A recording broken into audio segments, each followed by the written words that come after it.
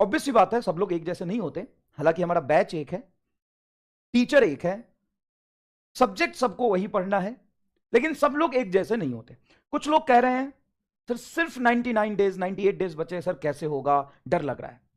और कुछ लोग कह रहे हैं सर 4 देंगे, अभी तो बहुत समय है। यहीं पे ये एटीट्यूड का फर्क आ जाता है। जीतने वाले इंसान का एटीट्यूड ये होता है, जितना समय है उसमें ज्यादा चाहिए, उसमें और ज्यादा मेहनत करेंगे, छोड़ देंगे साहब। और हारने वाला इंसान का एटीट्यूड हमेशा ये रहता है, सिर्फ इतने दिन बचे हैं, भाई इतनी जोर से करेगा तो टट्टी निकल जाएगी, सिर्फ इतने दिन बचे हैं। तो कहां था इतने दिनों से, कहां था इतने दिनों से? सर कोई बात नहीं, अब करेंगे तो तैयारी हो जाएगी क्या? सुनना ध्यान से, अगर तुम थोड़े भी लॉजिकल हो ना, तुम 5वीं 6ठी क्लास के बच्चे नहीं हो, तुम साहब 12th पास कर चुके हो। और मैं परेशान हो गया ये सुन सुन के। जिस दिन बैच स्टार्ट हुआ था, जिस दिन 12th का पेपर हुआ था, बैच स्टार्ट हुआ था, उस दिन भी यही सवाल था, सर अभी से स्टार्ट करें तो हो जाएगा। बैच के 4 महीने बाद, सर अभी से स्टार्ट करें तो हो जाएगा। 11th खत्म हो गया, सर अभी से स्टार्ट करें तो हो जाएगा। क्रैश कोर्स आया, सर अभी से स्टार्ट करें तो हो जाएगा। अब नीट का रिजल्ट, नीट का डेट आ गया, सर अभी से स्टार्ट करें तो हो जाएगा।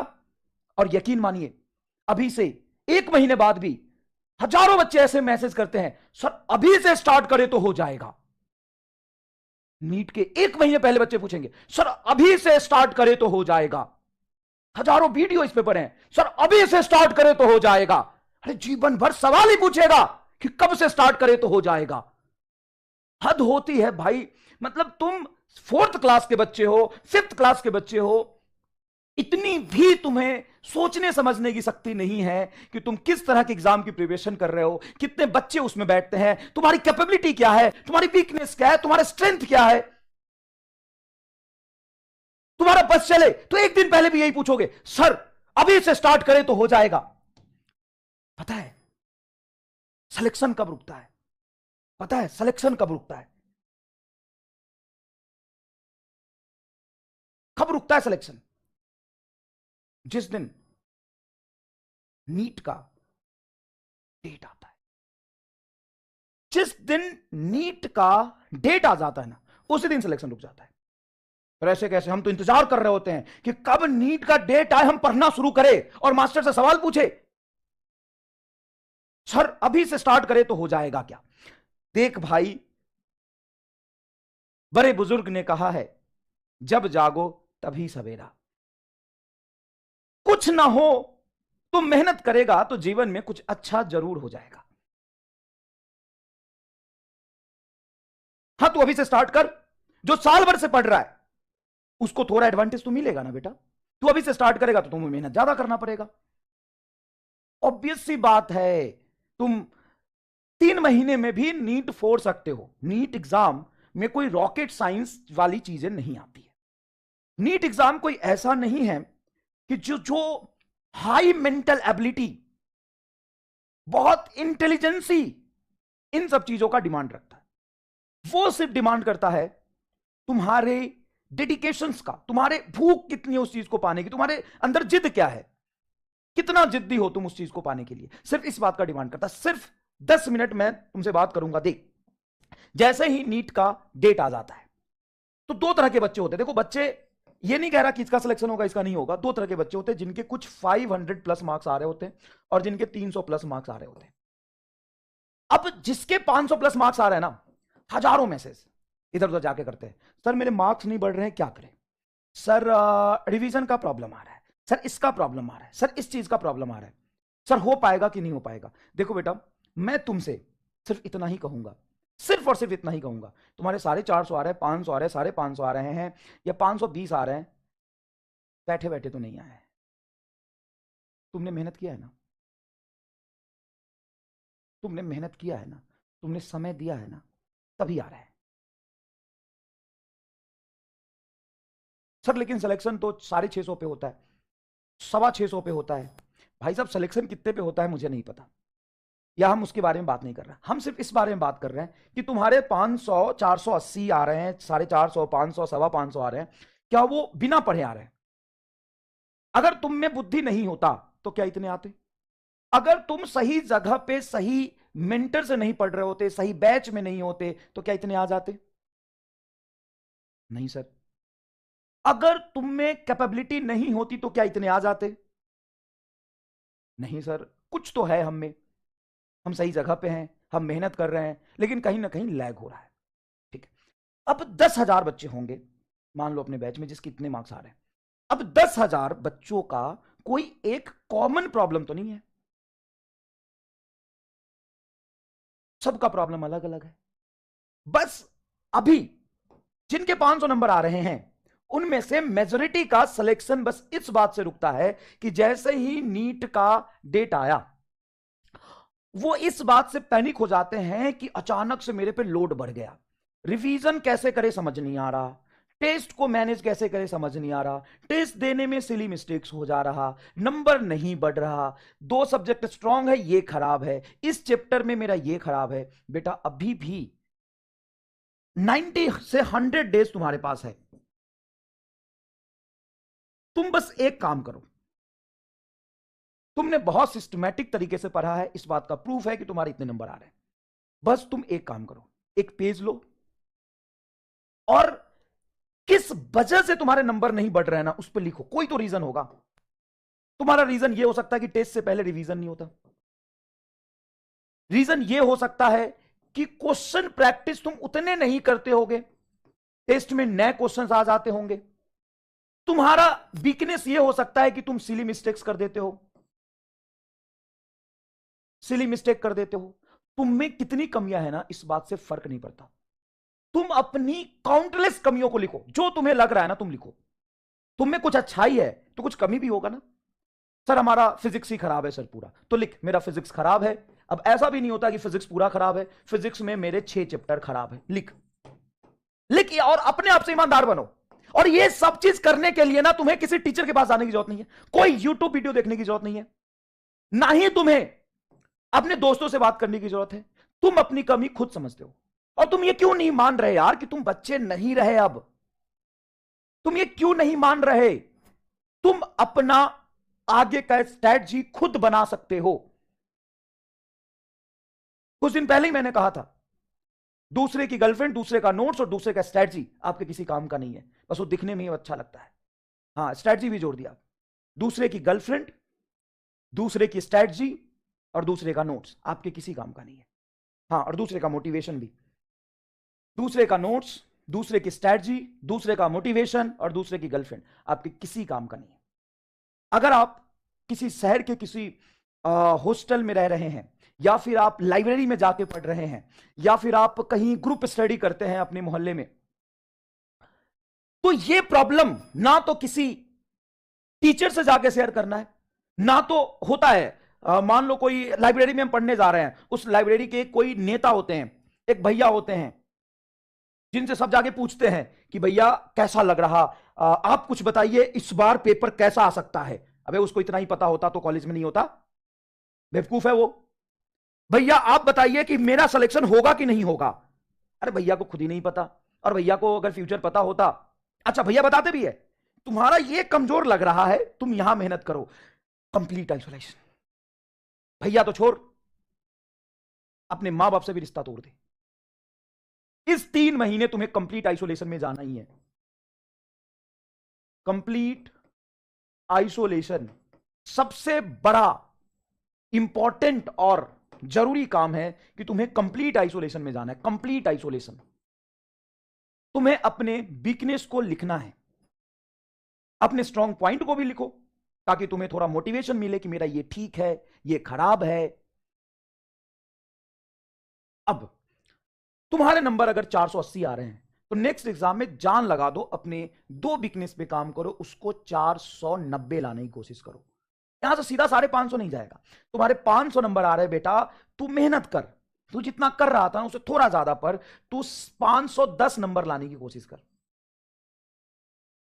और कैसे नहीं होगा यार, जब 500 आ सकते हैं तो 510 क्यों नहीं? 510 आ सकता है। 20 दिन और पढ़ेगा, खूब मेहनत करेगा अपनी 10 कमजोरियों पे। अरे कुछ तो कमजोरी है तभी तो नंबर नहीं आ रहे ना यार, कुछ तो प्रॉब्लम है ना। वो प्रॉब्लम मैं जानता हूं क्या, मैं कंपटीशन की तैयारी कर रहा हूं, मैं फिजिक्स केमिस्ट्री पढ़ा हूं क्या, सॉरी बायोलॉजी पढ़ा हूं क्या, नहीं तो मैं कैसे बताऊं नीट कैसे क्वालिफाई होगा, कैसे पढ़ने से और क्या स्ट्रेटजी रखनी है। अरे मैं तो सीधा साधा मास्टर हूं जो खाली फिजिक्स पढ़ाता हूं, मुझे फिजिक्स आता है बस। तो मैं तुम्हें क्या स्ट्रेटजी दे दूंगा, एक बायोलॉजी का मास्टर क्या स्ट्रेटजी दे देगा बता। या नेतागिरी करने से, है ना, ग्रुप डिस्कशन करने से, भाषणबाजी करने से क्या हो जाएगा। तू 6ठी क्लास का बच्चा है, तू 5वीं क्लास का बच्चा है, नहीं है ना। और जब तू इतने नंबर ला सकता है, इतने नंबर ला सकता है, तो इससे 20 ज्यादा नंबर क्यों नहीं ला सकता, 20 नंबर ज्यादा क्यों नहीं ला सकता, बता, इसका रीजन बता मुझे। तू मेरे से आगे पूछेगा सर आप बताओ नंबर नहीं बढ़ रहे 2 महीने से, आप बताओ। अबे मैं क्या बताऊं तुम्हारी प्रॉब्लम, तू कहां लैग कर रहा है रियलिटी में, तुम जो फील कर रहे हो उसको मैं कैसे समझूं। तुम्हारा बायोलॉजिकल साइकिल क्या है, तुम्हारा पास्ट क्या है, तुम्हारा फ्यूचर क्या है, तुम कहीं लड़कीबाजी के चक्कर में तो नहीं पड़े हो। मैं क्या जानूं किस वजह से तेरा नंबर कम आ रहा है। तू अकेले रहता है, दिन भर सोता रहता है, तू सिर्फ इतना सोचता है कल पढ़ूंगा, परसों पढ़ूंगा। अब क्या प्रॉब्लम है वो तुम्हें पता है, अब तुम्हें पता है तो उस पर काम करो। मैं तुम्हें बता दूं 90 दिन बच्चे हैं, ये चैप्टर लिख लो जो अभी करने हैं, 10 दिन में रिवीजन करना, इतने टेस्ट देना। तुम्हें नहीं पता कि टेस्ट देने से नंबर इंप्रूव होता है और टेस्ट देने से अपनी कमियां पता चलती है और 15 टेस्ट देना जरूरी है, तुम्हें नहीं पता। नहीं पता है ना, तो एक काम कर अगले साल ड्रॉप कर ले, तुम्हें यह भी नहीं पता। तो तुम्हें यह नहीं पता कि अभी 90 दिन बचे हैं, इसमें से हम कोशिश करेंगे कि 30 दिन में हम पूरा सिलेबस खत्म कर ले और अगले 30 दिन में हम रिवीजन करेंगे और अगले 30 दिन में हम टेस्ट देंगे। तू पहले 30 दिन में टेस्ट दे और फाइंड आउट करके तुम्हारी कमी क्या है। हर आदमी का प्लान अलग होता है, हर आदमी का टाइम अलग होता है, हर आदमी का मेंटल स्टेट अलग होता है, हर आदमी का काम करने का तरीका अलग होता है। और हमने हजारों बच्चे देखे ऐसे जिसके 250 आ रहे होते हैं और वो नीट एग्जाम में 500 लेके आता है, 550 लेके आता है।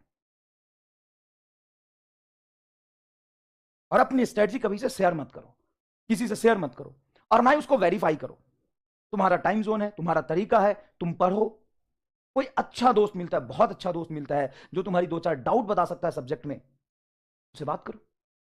रिवीजन प्रॉब्लम बच्चा लिखता है, तो रिवीजन प्रॉब्लम क्यों है, तो टाइम नहीं है, सबके पास उतनी ही टाइम है। अगर कोई कर पा रहा है, आप नहीं कर पा रहे हैं, तो क्यों नहीं कर पा रहे। मैं गोली खिला दूं क्या एक जिससे रिवीजन हो जाएगा। और जिनके 350 नंबर आ रहे हैं उनको लगता है डर।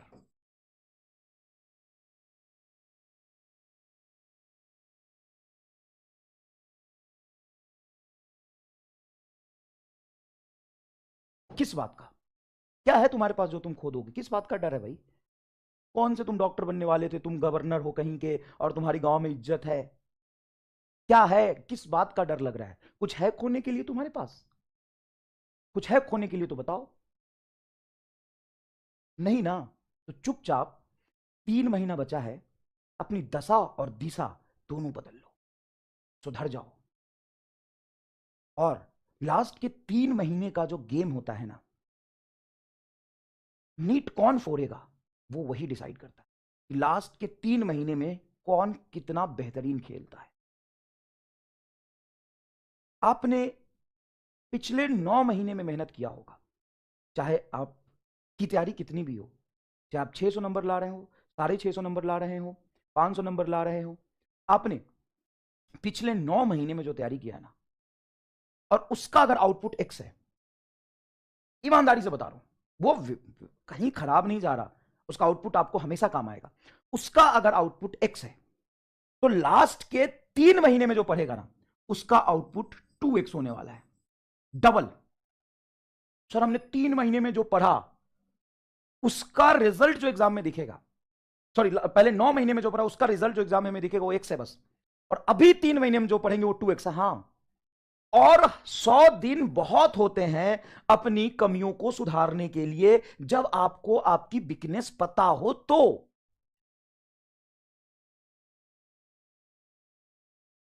आपके पास 100 दिन हैं अपने ऊपर लगा काला धब्बा, डाउट, वीकनेसेस, इन सब को ठीक करने का। और याद रखिएगा, ना तो इस जमाने में तुम्हारा कोई सच्चा दोस्त है, ना ही कोई रिलेटिव है, मां बाप एक अलग केस होता है, लेकिन वो भी सक्सेस को अप्रिशिएट करते हैं, रिस्पेक्ट करते हैं।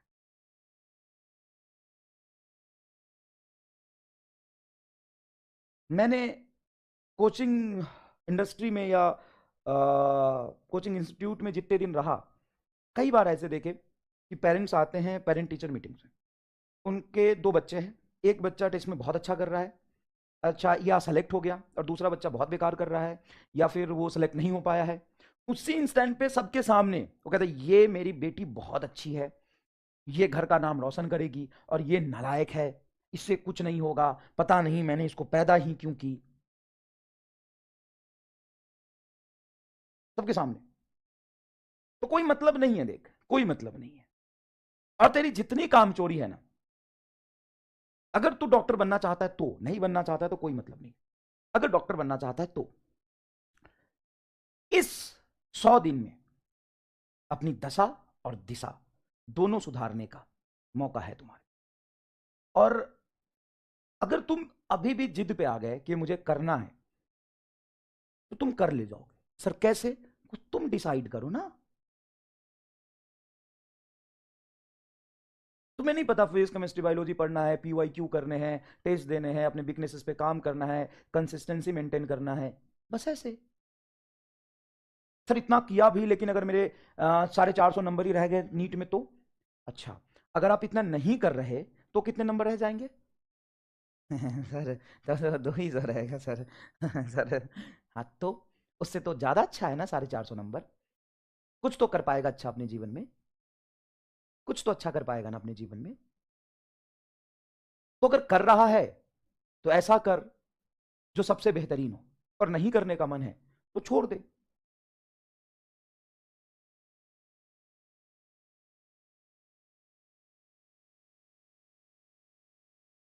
नहीं करना है तो छोड़ दे। और तुम बहुत छोटे बच्चे नहीं हो, तुम्हें पता है कि एग्जाम क्वालिफाई करने का कोई शॉर्ट ट्रिक नहीं होता। एक बच्चे का कल मेरे पास मैसेज आया, सर मैंने 20 दिन पहले यकीन ज्वाइन किया है, और you know and you better understand कि सर इतना टाइम तो नहीं है, तो आप मुझे सारे एमआर स्टार लिख के दे दो। अबे भाई मैं चीख चीख के चिल्ला चिल्ला के समझाता रह गया कि एमआर स्टार एक कंसेप्ट है, आपको संघर्ष करना पड़ेगा, आपको चीजें सिस्टमेटिक तरीके से सीखनी पड़ेगी, कोई शॉर्ट ट्रिक नहीं है। तो भी तुम नहीं मानते हो यार, तो भी तुम नहीं मानते हो।